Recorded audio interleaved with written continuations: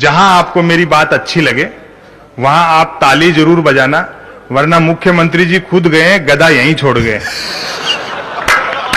क्या नजर है? हाँ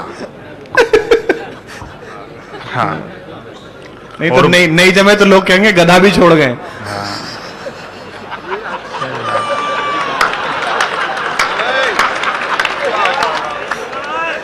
कोई बात नहीं, गधा तो एक ही थोड़ी छोड़ गए। हाँ। भाई मुझे तो उन्होंने सुना ही नहीं था।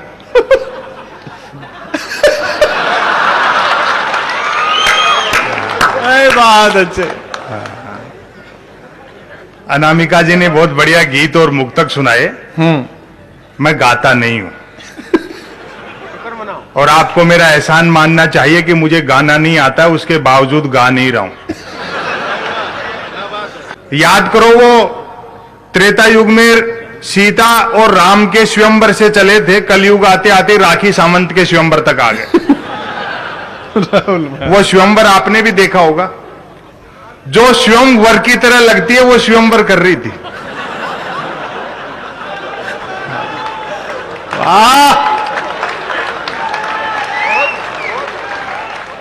ऐसे बिल्कुल जैसे क्रिकेट का आईपीएल खेल रहे हो। 16 लड़के, एक राखी सावंत क्या देश दुनिया को बेवकूफ बनाया। पहले स्वयंवर का लीग, फिर स्वयंवर का क्वार्टर फाइनल, फिर स्वयंवर का सेमीफाइनल, फिर स्वयंवर का फाइनल। बात अच्छी लगे समर्थन करना, फिर स्वयंवर का फाइनल। वो तो अच्छा हुआ उस एनआरआई लड़के का सिर्फ सगाई में पिंड छूट गया। बाई देवे ब्याह हो जाता तो साले को रनर मांगना पड़ जाता।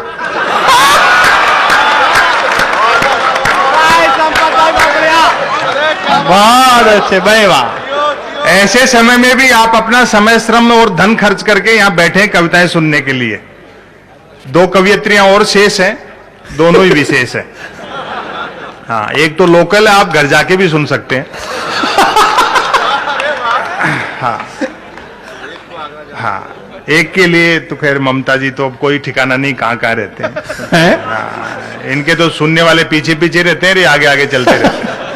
मैं कोई प्यार मोहब्बत की बात नहीं करूंगा। एक समय था मैं भी प्रेम कविताएं लिखता था, जब तक अक्ल दाढ़ नहीं निकली थी। उबासी के बहाने भी किसी लड़की के दांत दिख जाते तो मैं 5-7 गजलें लिख मारता। भले वो उबासी मुझको देख करके ले रही होती थी। और बहुत कम संख्या में भले ही माताएं बहनें या बैठी हैं, गरिमापूर्ण आयोजन है। एक चीज मैं निवेदन कर दूं, प्रकृति के, कुदरत के, सृष्टि के नियम बदल सकते हैं, औरत के प्रति पुरुष की मानसिकता नहीं बदल सकती। बात अच्छी लगे तो माताओं बहनों, इनसे तो उम्मीद नहीं है, आप तो ताली बजा देना। बात अच्छी लगे समर्थन करना। प्रकृति के, कुदरत के, सृष्टि के नियम बदल सकते हैं, औरत के प्रति पुरुष की मानसिकता बदल ही नहीं सकती। मर्द की फितरत होती है, अर्थी के रास्ते में भी लुगाई मिल जाए तो 80 साल का मुर्दा भी वाइब्रेशन मोड पर आ जाता। बहुत अच्छे संपत भाव है। और बड़े बुजुर्ग यहां बैठ करके अध्यक्षता कर रहे हैं कार्यक्रम की, मैं निवेदन करना चाहता हूं। धीरे बोलो यार, यहां तो दाद भी धमकी की तरह दी जा रही है। हाँ। देखो, परमात्मा ने नारी की सर्जना सृष्टि में क्यों की, क्यों बनाई औरत? ताकि पुरुष का दिमाग सेंटर में रहे, वरना तो अपन अपने आप को ईश्वर से ऊपर समझना शुरू कर देते। मैं सरोकारों की बातें करता हूं, खाली लिखने के लिए नहीं लिखता या कहने के लिए नहीं कहता, मेरी बात के मर्म तक पहुंचना। उर्वशी, मेनका, रंभा थोड़ी सी कमर हिलाती थी तो बड़े बड़े विश्वामित्रों के सिंहासन हिल जाते थे। कितना भी बड़ा कामयोगी और ब्रह्मचारी हो, औरत दिखते ही पसीने आ जाते हैं। और जो मैं उदाहरण दे रहा हूं, अपनी तालियां रोक सको तो रोक कर बताना। कितना भी बड़ा कामयोगी और ब्रह्मचारी हो, औरत दिखते ही पसीने आ जाते हैं।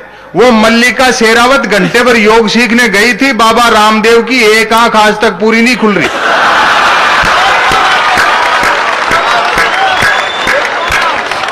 मैं बहुत अच्छे, हाँ, वाह। हाँ, हाँ। इसलिए देखो, ये सारे विषय दूसरी तरफ रखो, कुछ सरोकारों की बातें करें। हाँ, ये सब देह का आकर्षण है जो नेह के नाम पे टेलीविजन परोस रहा है। प्यार व्यार जैसी कोई चीजें होती नहीं। ये लाफ्टर में भाग ले चुका भाई दिनेश बावरा, इसने प्रेम विवाह किया। प्यार के दौरान जो कंकर झील में फेंके थे, शादी के बाद दाल में निकल रहे। और ताली आप इस बात पर बजाएंगे, जिस लड़की को लेकर भागा था अब उसको देखते ही भागता है। क्योंकि प्यार मोहब्बत का बुखार तो 3 दिन में उतरता है। आदमी जिंदगी में 1 घंटे घोड़ी पर बैठता है और जिंदगी भर के लिए घोड़ी होकर रह जाता है। शादी के 3 दिन बाद मिला। मैंने कहा यार दिनेश बावरा प्रेम विवाह किया है, नया नया ब्याह हुआ है, पत्नी को लेकर के सिनेमा जाए, सैर सपाटा कर क्या मंदिर मंदिर भटकता है। और जो बुखार उतरी, जो पीड़ा है, आप मेरी बात सुनना और ताली बजाना ताकि बाकी जिंदगी हौसले से निकाल दे। हौसले से। मैंने कहा नया नया ब्याह हुआ है, पत्नी को लेकर के सिनेमा जाए, सैर सपाटा कर क्या मंदिर मंदिर भटकता है। ये बोला भाई साहब मैंने सुना है जोड़े ईश्वर बनाता है, बस उसी को ढूंढ रहा हूं। बहुत अच्छे, और दोस्तों ये प्यार मोहब्बत के जो सिलसिले हैं, ये बड़े त्याग और बलिदान का काम है। इसमें आदमी को अपनी जिंदगी कैरियर दांव पर लगाना पड़ता है। मैं ऐसे कई लड़कों को जानता हूं जो कॉलेज के जमाने में मेरे साथ पढ़ते थे, जिन्होंने अपने बाप की गाड़ी कमाई से प्रेमिकाओं को जलेबी खिलाई, आजकल शहर के नामी हलवाई बने हुए। और प्रेम के मामले में बावरा का त्याग तो महात्मा बुद्ध से भी बड़ा है। महात्मा बुद्ध अपनी पत्नी और बेटे को सोता हुआ छोड़कर चले गए थे। ये रोज रात को इंतजार करता है कि लुगाई सोए तो घर में घुसूं। और मैं तो देखो हिंदी साहित्य का विद्यार्थी था, हिंदी से एमए किया, मुझसे तो कौन प्रेम करती भाई, मरते हुए पे कौन मरेगा। लेकिन मेरे साथ 2 चीजें ठीक थी। एक तो भाषा अच्छी थी, तो साहित्य का विद्यार्थी था, भाषा अच्छी थी। दूसरा मैंने ट्रकों से कुछ शेरो शायरी उतार रखी थी, तो प्रेम करने वाले मुझसे प्रेम पत्र लिखवाते थे। और मैंने जिसके प्रेम पत्र लिख दिए उसके 2 नतीजे जरूर निकलते थे, या तो उसकी शादी हो जाती थी या फिर वो पिटता था। हालांकि बात एक ही है।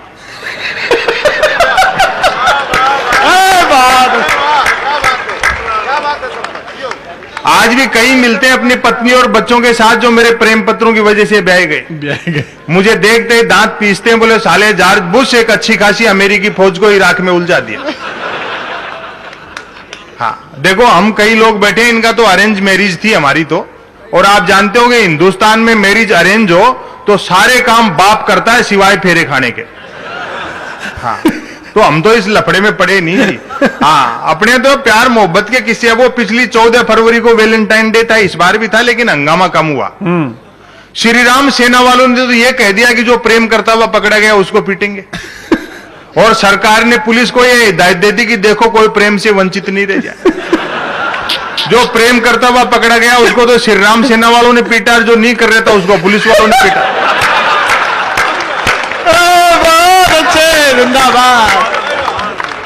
क्या प्यार मोहब्बत का। दोस्तों ये वैलेंटाइन डे वगैरह है क्या? मेरे ख्याल से वैलेंटाइन डे एक सोने का हिरण है, जिसे बाजार के जंगल में उन कंपनियों ने छोड़ रखा है जो धनुष बाण का बिजनेस करती है। वाह वाह वाह वाह वाह वाह। कबीर को पढ़ो, तुलसी को पढ़ो, सूर को पढ़ो, मीरा को पढ़ो तो पता लगे प्रेम दर्शन का विषय है, प्रदर्शन का विषय नहीं। क्या बात है, वाह वाह वाह, बहुत अच्छे संपत जी, वाह। ये जो नौजवान पीढ़ी है जिसके कंधों पर कैरियर का, समाज का, परिवार का, देश दुनिया का बोझ है, इस टेलीविजन के फंदे में मत फंसो। एक बात कहना चाहता हूं, अच्छा लगे समर्थन करना। दोस्तों समय बदल गया, समा का स्थान ट्यूबलाइट ने ले लिया। परवाना जलने की गरज से जाता है तो छिपकली खा जाती है। वाह।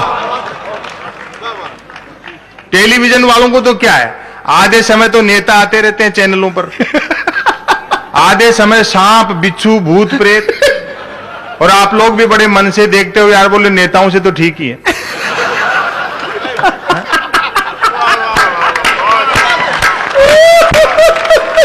बड़े ऊट पटांग दृश्य का। देखो ये आते हैं आधे समय।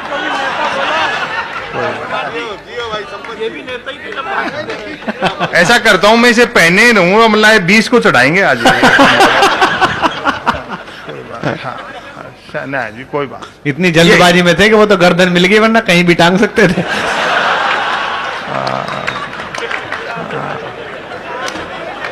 ये मैं देख रहा हूं कि शाम को 8 बजे से इतने जोश में है। गर्दन तो तू कह रहा तब समझ में आई, वरना खूंटी समझ रहे थे।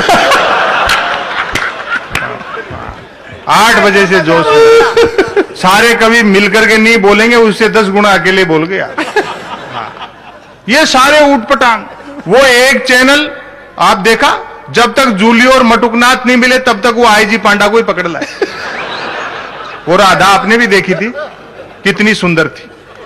और मैं सही कह रहा हूं, अगर राधा आईजी पांडा जितनी सुंदर थी तो मेरी सारी सहानुभूति भगवान कृष्ण के साथ है। सही बता रहा हूं मैं। और अगर मैं खुद कृष्ण होता और राधा उस आईजी पांडा जैसी होती, सही बता रहा हूं, अपना ही सुदर्शन चक्र अपने गले पे रख लेता।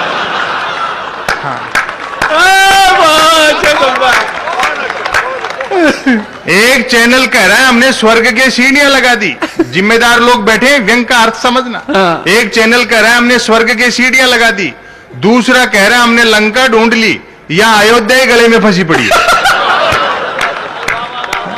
अच्छा है, बहुत अच्छा है तुम। ये टीवी चैनल वाले तो गरीबी के दृश्य भी तब तक नहीं दिखाते जब तक कोई स्पॉन्सर नहीं मिल जाता। आए हाय, वाह वाह वाह वाह वाह, बहुत अच्छे, बहुत अच्छे। दोस्तों, पिछले 5-7 साल में इस इलेक्ट्रॉनिक मीडिया ने सबसे बड़ा अपराध इस देश में यह किया, देश में जूते बनाने वाले भूखे मर रहे हैं और जूते खाने वाले सेलिब्रिटी हो गए। आए हाय, वाह वाह वाह वाह, जिंदाबाद जिंदाबाद, वाह।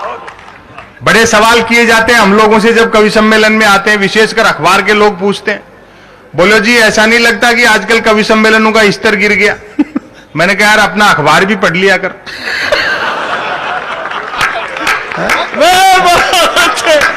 बहुत अच्छे। जहां जाओ एक ही प्रश्न होता है मीडिया की तरफ से, बोले साहब लाफ्टर के आने से कवि सम्मेलन में कुछ फर्क पड़ा? और जो मैं उत्तर देता हूं उस पर समर्थन करना, उसको उत्तर दिया।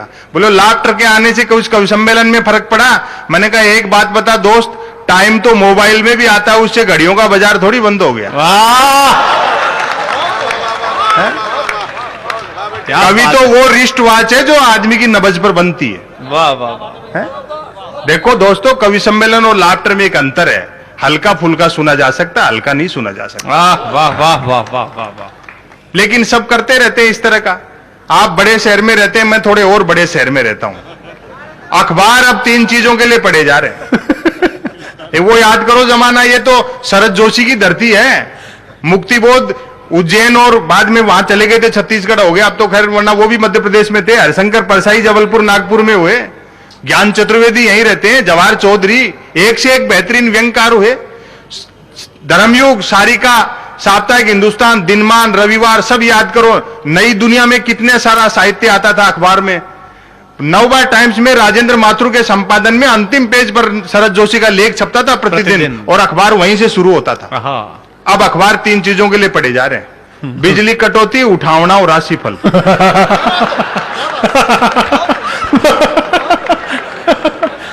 और रोज नए निकल रहे, सबसे तेज बढ़ता करोड़ों पाठकों की ओर नंबर 1। एक दिन तो एक अखबार से आगे 2 लोग बोले संपत सरल जी नया अखबार लॉन्च कर रहे हैं, आप भी ग्राहक बन जाओ। क्योंकि अब पाठक तो कोई बनता नहीं, ग्राहक ही बनता। आए हाय, वाह वाह वाह वाह वाह वाह। 1 रुपए में 16 पेज, और जो मैंने उत्तर दिया उसका आनंद लेना। बोले आप भी ग्राहक बन जाओ, 1 रुपए में 16 पेज। मैंने कहा भैया रुपया तो चाहे एक की जगह 2 ले जाए, लेकिन 16 पेज खाली दे जाए। वाह। फिर मैंने रिसर्च करी कि यार इनको पढ़ता कौन है, वरना तो ऐसे बिकेंगे कैसे। तो एक दिन अखबार के दफ्तर से फोन आ गया मेरे, बोले संपत सरल जी आज आपका नाम हमारे अखबार में छपा। मैं बड़ा खुश हुआ। मैंने कहा जी आपका ये अखबार कहां मिलता है? बोले हमारा अखबार कोई होकर नहीं बांटता, जिस किसी का नाम छप जाता है दिन भर वही खरीद खरीद कर बांटता है। बहुत अच्छे, वाह। आम आदमी कहां है मीडिया में? वाह, कहीं नहीं है। इसी शहर के एक बड़े शायर थे, क्रांतिकारी, प्रगतिशील, मार्क्सवादी विचारों वाले ताज भोपाली। उनका एक शेर मुझे याद आता है इस मीडिया की अनदेखी पे। उन्होंने कहा था कभी कि तुम्हारी बज्म के बाहर भी एक दुनिया है, तुम्हारी बज्म के बाहर भी एक दुनिया है, मेरे हुजूर बड़ा जुर्म है बेखबरी। आए हाय, वाह वाह। दोस्तों वक्त हिसाब लेता है। मुख्यमंत्री आए चले गए, मध्य प्रदेश ने जरूर तरक्की की होगी, जैसे देश कर रहा है यहां भी हो रही है। समय किस तरह से हिसाब लेता है, हम भी हमारी जिम्मेदारी का निर्वहन ढंग से नहीं कर पा रहे हैं। समय किस तरह से हिसाब लेता है, एक पंक्ति का व्यंग कहना चाहता हूं, अच्छा लगे समर्थन करना। स्वागत है।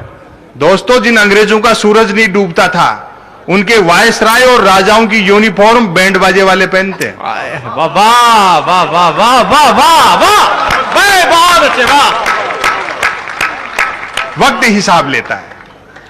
दोस्तों, अभी पाकिस्तान को लेकर के काफी कहा जाएगा। भाई आशीष यहां बैठे हैं, और भी हो सकता है कोई जिक्र कर दे। यह एक ऐसा विषय है जो कवियों के निशाने पर है।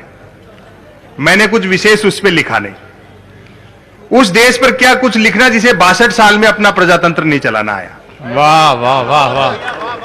वहां तो इस्लामाबाद में जिस दिन प्रधानमंत्री या राष्ट्रपति पद की शपथ खाता है आदमी, दूसरे दिन सऊदी अरब में मकान ढूंढना शुरू कर देते हैं। जिसमें जमीन सऊदी अरब देता है, पैसा पाकिस्तान की जनता का लगता है और आर्किटेक्ट अमेरिका का होता है। बहुत अच्छे, जो ये बताता है कि इस मकान में खिड़की छोड़नी है, एक सुराख छोड़। बहुत अच्छे, वाह वाह वाह। वो हमारा बहुत भला पड़ोसी है, हर क्षण अच्छा सोचता है। इसीलिए तो हमने देश के 2 टुकड़े करके एक अच्छा पड़ोसी बनाने के लिए किया सारा काम, और वो उस पर खरा उतरता है। हमने जब भी उससे आतंकवादी मांगे, उसने साफ कहा, देंगे नहीं, भेजेंगे।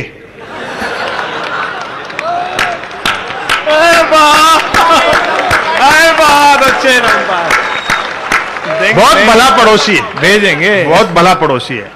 अभी एक बार तो कहा था कि साहब 20 आतंकवादी हमको सौंपो, परवेज मुशर्रफ से कही। वो इस देश का शुभचिंतक था, उसने नहीं दिए।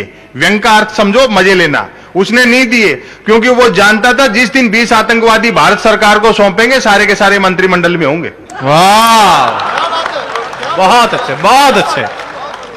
अपराध और राजनीति का गठजोड़ जब तक नहीं टूटेगा, इस देश आतंकवाद की समस्या से मुक्त होने वाला नहीं। बहुत अच्छे, वाह वाह वाह वाह। और अपराध और राजनीति में एक समय तालमेल होता था, आजकल तो गालमेल है।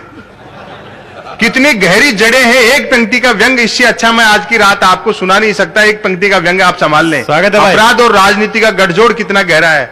संसद पर जब आक्रमण हुआ, उन आतंकवादियों को गोली मारने से पहले उन बहादुर सिपाहियों ने ललकारा होगा, भैया मानते हैं आप बहुत बड़े आतंकवादी हैं, चाहे कितने भी बड़े अपराधी हैं, लेकिन चुनाव जीते बिना अंदर नहीं जाने देंगे। आए है, वाह।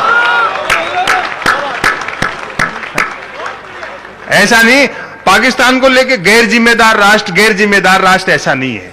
पाकिस्तान बहुत जिम्मेदार राष्ट्र है। आप बात समझेंगे तो खुद भी मोहर लगाएंगे तालियों की। पाकिस्तान गते गैर जिम्मेदार राष्ट्र नहीं है।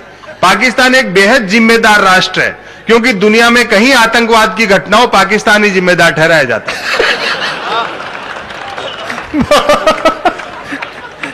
ऐसे देश को आप क्यों गैर जिम्मेदार राष्ट्र कह देते हैं? 60-62 साल में ऐसा नहीं कि हमने कुछ हासिल नहीं किया, लेकिन जितना खोया उतना नहीं पाया। एक शायर का एक शेर मुझे याद आता है कि कुछ ने दिखता था अंधेरे में मगर आंखें तो थी, ये कैसी रोशनी आई कि लोग अंधे हो गए। वाह वाह वाह वाह। जो मूल मुद्दे हैं देश के, उनकी तरफ से आम आदमी का ध्यान हटा रहे, इसलिए सारी शोशेबाजी है। पूरा देश मनोरंजन में डूब रहा है। एक चिंतन परक रचना आपको मैं सुनाता हूं। स्वागत है भाई। कहते हैं कि साहब उग्रवादियों के पास बड़े घातक हथियार हैं। पाकिस्तान और चाइना के पास तो ऐसे ऐसे हथियार हैं कि वो भारत से कभी भी लोहा ले ले। अमेरिका के पास ऐसे ऐसे अस्त्र शस्त्र हैं कि वो संपूर्ण सृष्टि को नेस्त नाबूद कर दे। वाह। लेकिन हम बुद्ध, महावीर और गांधी के देश के लोग, हमारे पास एक ऐसा हथियार है जो सिर्फ हमारे पास, और उसकी नकल तो छोड़ो, फोटोकॉपी भी नहीं हो सकती, और उसको चलाने की जरूरत नहीं है। उसका नाम ले दो, सामने वाले के पसीने आ जाते। वो भारतीय खतरनाक हथियार, इस लेख का शीर्षक है। मैं शीर्षक पढ़ूंगा, आप आदेश देंगे, मैं रचना शुरू करूंगा। वो भारतीय हथियार जिसका नाम लेने मात्र से सामने वाले के पसीने आ जाते हैं, उसका नाम है बातचीत।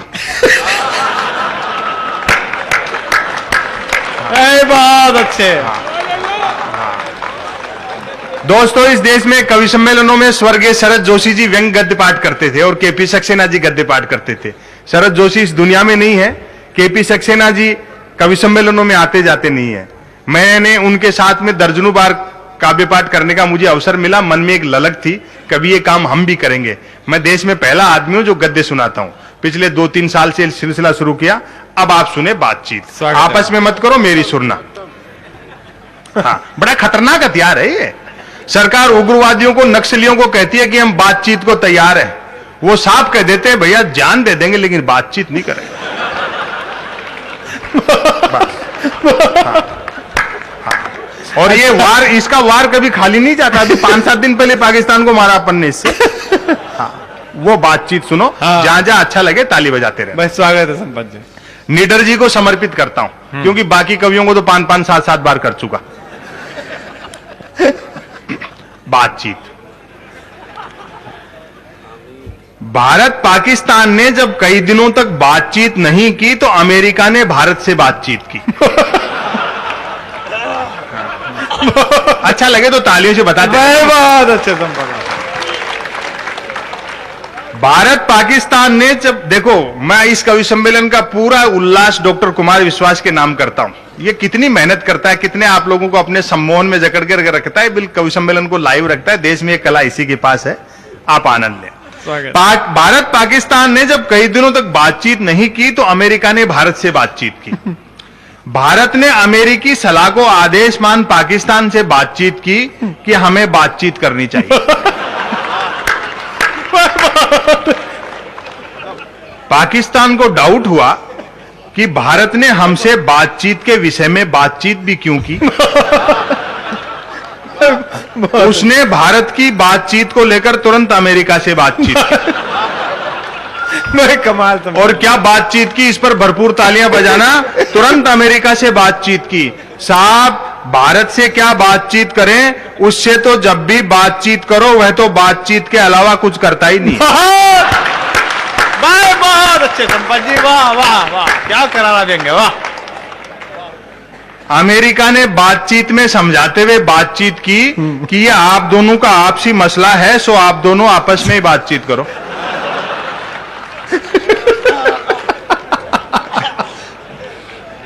इस प्रकार तीनों में बातचीत हो चुकी तो भारत और पाकिस्तान ने एक दूसरे से बातचीत की। पाकिस्तान ने बातचीत का विषय पूछा। भरपूर तालियां बजाना व्यंग। स्वागत है। पाकिस्तान ने बातचीत का विषय पूछा। भारत ने कहा किसी भी फाइनल बातचीत तक पहुंचने के लिए जरूरी है कि हम लगातार बिना विषय की बातचीत करते रहें। बहुत अच्छे संपत जी, क्या बात है, वाह। और दोस्तों, जिस प्राण पंक्तियों के लिए मैंने व्यंग लेख लिखा है कि इस बार आपके हाथ खामोश रह गए, मेरा मन टूट जाएगा। लगातार बिना विषय की बातचीत करते रहें। दोस्तों, बिना विषय की बातचीत का ही सुपरिणाम कहो कि पाकिस्तान बातचीत के बाद भी खून खराबा नहीं छोड़ता और भारत खून खराबे के बाद भी बातचीत। वाह वाह वाह वाह वाह, जिंदाबाद, क्या बात है संपत जी, वाह वाह वाह वाह वाह, जिंदाबाद, वाह वाह। बिना किसी बातचीत की का ही सुपरिणाम कहो, बिना विषय की बातचीत का ही सुपरिणाम कहो कि पाकिस्तान बातचीत के बाद भी खून खराबा नहीं छोड़ता और भारत खून खराबे के बाद भी बातचीत। पाकिस्तान ने बातचीत में भारत से पूछा, बातचीत के लिए आप इस्लामाबाद आएंगे या हम दिल्ली आए? भारत ने कहा, बातचीत में जल्दबाजी ठीक नहीं। पहले हमें बातचीत से माहौल बनाना चाहिए, फिर बातचीत से तय कर लेंगे कि बातचीत के लिए कौन सी जगह ठीक रहेगी। इतनी बातचीत के बाद भारत ने बातचीत की। बातचीत के लिए पहले आप दिल्ली आ जाओ, फिर हम इस्लामाबाद आकर बातचीत कर लेंगे। या फिर इसका उल्टा कर लेते हैं, हम आपकी तालियां चाहेंगी, या फिर इसका उल्टा कर लेते हैं। जगह बदलने से कौन सी बातचीत बदल जाएगी। बहुत अच्छे भैया संपत जी, क्या करारा देंगे, वाह वाह वाह वाह वाह। बातचीत से जब दोनों देशों में इस तरह बातचीत का वातावरण बन चुका तो दोनों ने परस्पर बातचीत की। वाह। बातचीत सचिव स्तर की, मंत्री स्तर की और प्रधानमंत्री स्तर की हुई। दुर्भाग्य कहें कि सौभाग्य, सचिव, मंत्री और प्रधानमंत्री स्तर की बातचीत में सचिवों, मंत्रियों और प्रधानमंत्रियों ने तो बातचीत की, किंतु स्तर चुप रहा, उसने कोई बातचीत। वाह वाह वाह वाह वाह वाह वाह वाह वाह। बातचीत टूट नहीं जाए, अतः अमेरिका लगातार दोनों देशों से बातचीत कर यह कहता रहा कि यह आप दोनों का आपसी मसला है, सो आप दोनों आपस में बातचीत करो। और मैं इस लेख का अंतिम टुकड़ा सुनाकर समापन करता हूं। बातचीत अच्छी लगी हो, भरपूर समर्थन करना ताकि मेरा जयपुर से आना सार्थक हो जाए। ताली नहीं बजाओगे, इसी लेख को दोबारा शुरू कर दूंगा। जब तक आनंद आना चाहिए आपको, भरपूर तालियां बजाना तो मुझे भी अच्छा लगेगा। समापन सुने। स्वागत है भाई। प्रत्येक बातचीत में सारा जोर बातचीत पर रहा। हाँ। प्रत्येक बातचीत में सारा जोर बातचीत पर रहा। पाकिस्तान ने बातचीत में कहा हम कश्मीर लेकर रहेंगे, भारत ने बातचीत में कहा हम कश्मीर सुई की नोक की बराबर भी नहीं देंगे, चाहो तो दोबारा बातचीत कर लो। बहुत अच्छे, वाह वाह वाह वाह वाह वाह वाह वाह वाह।